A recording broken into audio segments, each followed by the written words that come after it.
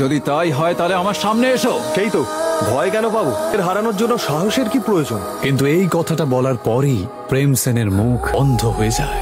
নিজের সামনে দাঁড়ানো লোকটাকে দেখা মাত্রই প্রেম সেনের থোতা মুখ ভোঁতা হয়ে যায়। এই মাত্র আমাকে কে চ্যালেঞ্জ করলো? দাদা, আমি তো ঠাট্টা করছিলাম, আমি জানতাম না ওখানে আপনি দাঁড়িয়ে আছেন। হ্যাঁ, তা হতেই পারে, ঠাট্টা তো হতেই পারে। একটা ঠাট্টা আমিও তোর সাথে করি। করে দিন। কেমন লাগলো আমার ঠাট্টাটা? মার!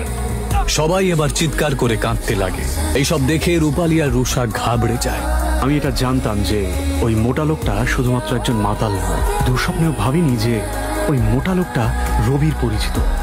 রুষাকে যতক্ষণ না কেউ কিছু করছে, আমি এসবের মধ্যে নাক গলাবো না। থামুন থামুন, এবার থামুন, অনেক হয়েছে। রুষা এই কথাটা বলা মাত্রই রবিদা আওয়াজটা যেই দিক থেকে আসছে সেই দিকে তাকায়।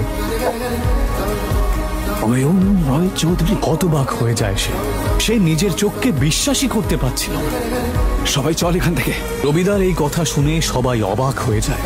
হঠাৎ অয়নকে দেখে রবিদা এভাবে পালিয়ে যায় কেন? রবিদা কি এর আগেও অয়নের মুখোমুখি হয়েছে? সে কি ওকে চেনে? সত্যি কি অয়ন একজন আরবপতি? যদি তাই হয় তাহলে সে কেন এভাবে দিনের পর দিন অপমান সহ্য করছে? রুষার বাবা অয়নের মতন একটা গরিবের সাথে কেন তার বিয়ে দিয়েছে?